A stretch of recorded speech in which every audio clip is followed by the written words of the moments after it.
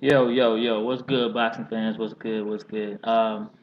It's your boy, man. I was just finally stopping in. I have received like Lord knows how many emails, the Lord knows how many phone calls. Everybody was like, "Hey, what happened with the Bradley Pacquiao fight? We haven't seen you do a video. We haven't heard your opinion. We haven't this and we haven't that." Well, the reason for the wait was because I watched the fight at a sports bar. So, they had the game going on. They had everybody hollering and screaming. They had some dude um, pass by. He was walking, broke his hip, and fell down on the ground. So it was just commotion everywhere. And even during the fight, I really didn't get a chance to watch the fight and critique it like I normally would have. Like round for round, blow for blow, this for that, and things of that nature. So I was kind of caught up in the whole hype of the fight and the whole hype of the game and just being at the sports bar, the atmosphere, and just everything. So I kind of missed certain things during the fight. I would watch the fight, but then I wasn't watching the fight. Then I would look at the fight, then I would, be drinking and just partying, having a good time. So nonetheless, this is now my follow-up video to the fight. I waited for a long time because at first I actually kind of felt like Bradley lost the fight. I actually felt like, wow, this is the biggest robbery, da da da da. And I felt like that in a sense. Now, mind you, I never agree with Harold Letterman's scorecards. Everyone else seems to, but I don't because he tends to fancy reckless aggression. As long as you're coming forward and punching, he can give a fuck less if you're landing or anything. So he automatically gives you a round. So I wasn't paying attention to his scorecard. So a lot of rounds that people were like, "Oh man, he won that round," I was like, "Oh no, he didn't." A lot of other rounds when they were like, "Oh man, Bradley got that," and I was like, "Nah, y'all wasn't paying close attention." But all in all, I wasn't paying close attention to the fight either because I'm at the sports bar. Come on, man, I was drinking. So I kind of postponed my video until I was able to watch the fight in its entirety again, right? Undistracted, unhindered by any kind of alcoholic influence, things of that nature, anything, just the crowd. So this is what I was doing. I was actually preparing myself to give a video on the crookedness of boxing. About fights being sold and things of that nature. I was gonna open with this big speech, like come from another crook in boxing, Don King. He once quoted boxing. He quoted it as saying, "It's not about what you deserve. Boxing is about what you can negotiate." Right? That was how I was going to start off my whole video. And I was going to rummage on down through it, talking about how this happened in the past, that happened in the past, this person was robbed, that person was robbed. I was going to talk about how Pacquiao and Marquez, their third fight back in November, was a robbery. How they just sided with Pacquiao because they love Pacquiao, because he's such a household name, this humbleness and things of that nature. I was gonna go on into the Rios fight, and what's his guy, Abril, knowing Abril beat Rios, but it wasn't this big commotion, it wasn't this big uproar in the whole earth like that. The poles had shifted or something. It wasn't a big uproar. It wasn't a giant uproar when Marquez got robbed, when Abril got robbed. It wasn't such a big uproar, and it was kind of baffling to me. So I was kind of leading into something else. I was going to talk about how Bob Arum has been caught up in scandal before. I'm quick to blame Uncle Bob. I'm quick to blame Uncle Bob for everything because he's a scandalous motherfucker. I say that with absolutely no apprehension. Yeah. He was caught up in scandal a long time ago. He'd been in scandals. He's paid off officials. Even back then with George Foreman. What was this? Back in '84 to the IBF. He turned my puppy biting me. He turned around and he even admitted it. He admitted it to paying off. He gave Robert Lee of the IBF back in 1984 $100,000 so that George Foreman wouldn't have to face his mandatory challenger. He's no, and a matter of fact, Robert Lee wound up going to prison behind this. Bob Arum is been known to be a crook. He's a Don King knockoff. Only difference is he's just white. Both of them are crooks. You know? So okay, so the first 5 minutes of this video been ranting. I mean just random talking, but it just goes to show that I was kind of getting caught up in the hype because I didn't really look at the fight. I urge everybody to really go back if you know how to score fights. Not just because you're in love with a motherfucker and you think they should have won, but if you truly know how to score fights, I think you should go back and really look at the fight again. I just finished looking at this fight, people. I just scored this fight again. I looked at the whole fight punch for punch and scored the whole fight round by round. Can you see that? Round by round. Take a look at that.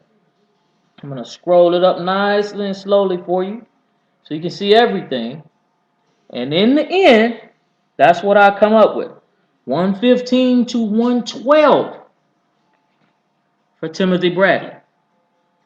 Okay, so I'm prepared for the windstorm. Feel free to talk shit, say whatever it is that you're going to say. But now that I actually look at it, it wasn't a robbery. Pacquiao actually lost the fight. I don't know why Pacquiao thought, hey, I can take it easy the first minute or so and then I'll punch. But this is what I see that cost Pacquiao the fight. When the crowd oohs and ahs, he gets excited. Our commentators, Jim Lampley, Max Kellerman, they really, Emmanuel Stewart, they really need to be fired. It seems like sometimes Max Kellerman wants to say something, but it's like he's a young upcoming pup in the HBO scene, so he tries to kind of stay in the mix of everything that they want you to do. He's not the antagonistic type of person, so he kind of caters and dwindles off. But they kind of have a tendency to lean towards Letterman, right? Jim Lampley will tell you in a minute. He thinks that Letterman is the best boxing scorer on earth when he's not. He's not. He's absolutely not. He even, hell, Letterman even gave Ricky Hatton the first round against Floyd Mayweather, right? And they talk about how the CompuBox numbers, they talk about how, oh, well, Manny did this, he landed this amount of punches, and he deserves the rounds. Well, hell, according to CompuBox, in round one of Mayweather Hatton, Floyd landed 12 out of 37 punches, whereas Hatton landed 5 out of 24. The only thing about it was that he was coming forward, but he was getting counterpunched and pot shotted to death. Mayweather held him when it was time to hold, and he let him move on. But Letterman scored the round for Hatton. Why? Because he favors aggression. He doesn't care if you're landing anything. He favors aggression. He can't see the punches that are landing and missing. If you punch me and I have my guard up, and this is what happened with Timothy Bradley and Pacquiao.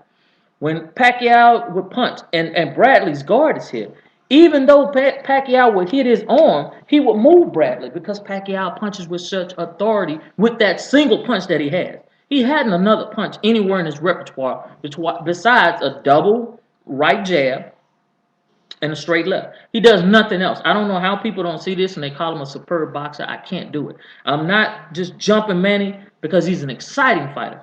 But to me, excitement is not what wins fights.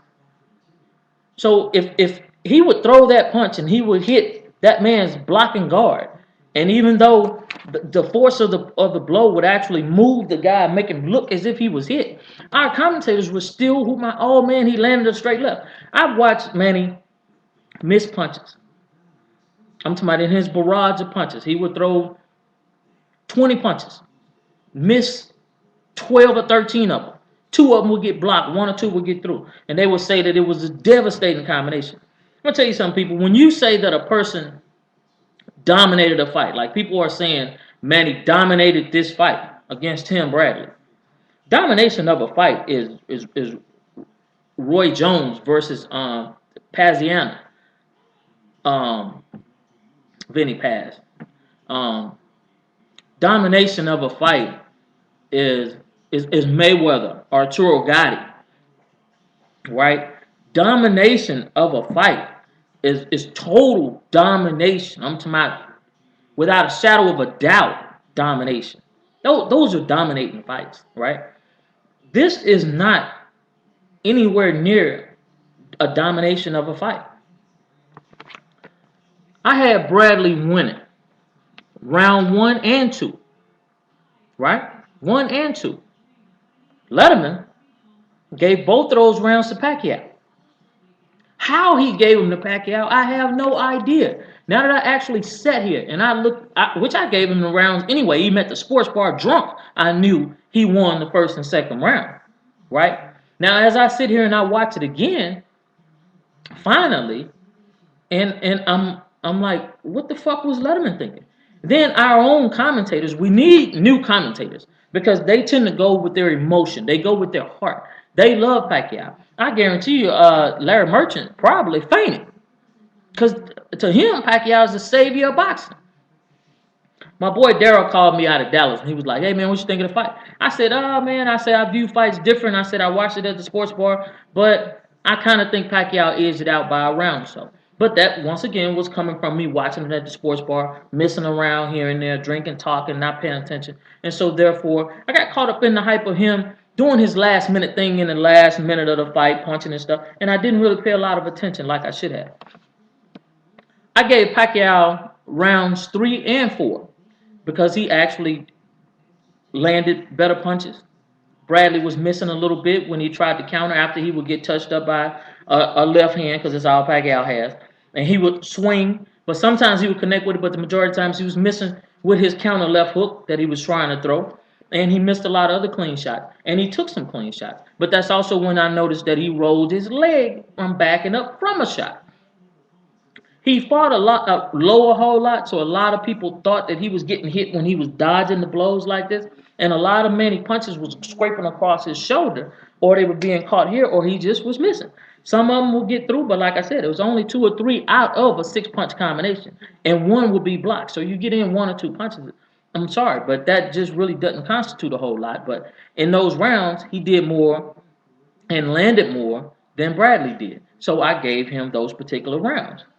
On in the 5th round, it was kind of like a toss-up. You could have called that round even, let me tell it. And when I score fights, this is what people fail to realize. So, and this is why I feel that the judges actually saw the fight for Timothy Bradley. If anything other than a jab, according to boxing, CompuBox, is considered a power punch, right? Thus, it's scored differently. But you also have to take into regards blocking. If you throw a jab and then you throw a hook and your hook is blocked, it's just like you only threw that jab. Whereas if the next person throws 2 or 3 punches, 1 or 2 jabs, one jab get through from your double guard, one jab may get through. Okay, that'll be counted as that jab. But then that person also throws 2 body shots and a hook, and one of the body shots land and maybe the hook land. Okay, you just lost in that session. Regardless if your punch moved this individual, it was blocked and it shouldn't even be counted. CompuBox accounted because you moved the person. It shouldn't be counted. A wise judge, and now I give those judges credit as opposed to discrediting them. A wise judge sees through that. Therefore, the CompuBox numbers won't always tell the tale. That I know. So, whereas the round could have been even, Pacquiao actually issued out more damage. So, therefore, I kind of say he squeaked out the round in round 5. Now, mind you, it was because Bradley also was slowing down because he had already taken 31 power shots in the 4th round alone. So, yeah, he'd accumulated little punches, he was slowing down. Whereas, like I said before, Pacquiao wasn't doing anything in the beginning of those rounds. You can't just come back and throw 3 punches and the crowd scream and they give you the round, which is what Letterman was doing, which is what Lampley was doing. Everybody, especially Emmanuel Stewart, because he loves aggression. Going on down into the fight, the 6th and the 7th round, I actually gave to Timothy Bradley. I gave him the 6th round also because you can't take off 2 minutes of a round and then decide to throw 3 punches and people yell, and even if you land those 3 punches, you win the round because you landed 3 punches and a man been outboxing you the whole round. Just like when Paulie Malignaggi fights a person, we know he's feather-fisted and his punches don't hurt the individual. But at the same token, his punches are landing, so thus he's winning those particular rounds, whereas you might hit him 2 or 3 times and hurt him. right? He still won the round whether you hurt him or not, let me tell you. That's boxing. People say, oh, you got to take it away from the champion. Well, the champion has to win it also. I'm sorry. I don't just give the champion shit. That's weak scoring to me because then you're showing favoritism, you're being biased, and therefore you're not being a good judge. Okay, we move on down. We move on down to round, what's this, round 8. I scored it even. I didn't give it to neither one of the motherfuckers. It was an even round to me.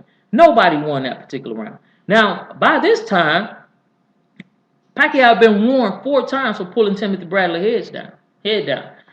Not one time was a point deducted. The people gonna say, oh, you hate Pacquiao. I don't hate Pacquiao, but you give me 4 warnings for the same fucking thing, and you don't get a point taken. I'm sorry, but something wrong. Yeah, was Timothy Bradley fighting low and doing this shit, dodging those punches? Yeah, but the man's head was also being pulled down. He got warned 4 times for having his head pulled down. No point was deducted. They should have deducted a point for that shit. They did it to Amir Khan when he fought Peterson, right? Right? Okay then. Okay. So now we move on down. 9th round, I gave to Pacquiao. And 10 through 12, I gave to Bradley. So on Bradley's side, that's 7 rounds with 1 even. And then on Pacquiao's side, there's 4 rounds with 1 even. And it boiled down to a 115-112 fucking score for Bradley. So feel free to leave your comments. Go back and watch the fight before you say anything negative to me.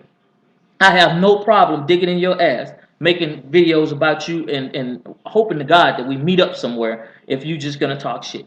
So, and if you choose to talk shit, please be a man. Don't throw stones and hide your hand. Make a video. Put your face out there. Let it be seen by the whole world. Because I'm here showing myself to the whole world. Pacquiao actually lost the fight. So, as a matter of fact, now that I say that, I notice a lot of people on here crying, bitching, and crying because this man lost a fight. He lost the fight. This one-dimensional individual lost the fight, and people are actually bitching and crying. And they're talking about other people's videos because they don't, and then they won't even say names. They just sit and say, oh, a person that does this and this person that said it. Say what the fuck you mean. Speak on whoever you're talking about. Say the names. Like me, I'm saying this flat out. I think Pacquiao actually lost. My scorecard shows it. I'm not a biased judge. I don't just take favoritism. And I actually run with what I know as a boxing fan, not a casual boxing fan. So you take it how you want. Go ahead. Feel free to leave your comments. I'm definitely going to answer them as long as they're not nigga, end quote, motherfucker, you don't know nothing about boxing. Because a lot of people say that, but they don't know anything about boxing, and they don't come back with any facts to actually back up anything that they say. They just talk off of emotion. Let's not talk off of emotion. If we're actual boxing fans, let's speak knowledgeable about the particular topics at hand, and we can have controversial conversations, and they need not go any further than that. So anybody that feel free, if you want to have a conversation, if you want to have a boxing discussion, I have Skype also, and I have Uvu at sir.chandre, sir.shondre. On both of them, you can feel free. We could do a video. We can have a side panel video, and we can post it on YouTube. I have no problem with discussions, so we can definitely have a talk. But I'm sorry to say, people, Pacquiao lost the fight. It was no robbery. It was what it was. Bob Arum is in vain talking about, the boxing commission and the administrators, and he's not gonna do it anyway.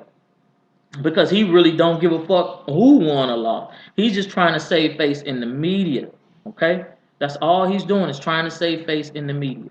So feel free to leave your comments, man, and definitely feel free to get at me. And people learn the sport, man. Learn what to count and what not to count. Learn what's blocked. Learn what's landed. If a punch grazes you off your back shoulder, that's not count. That's nothing. CompuBox may count it as a punch landed, but that's nothing. It's not a scoring blow. Feel free to fuck with me, man. All right. Learn boxing. Peace.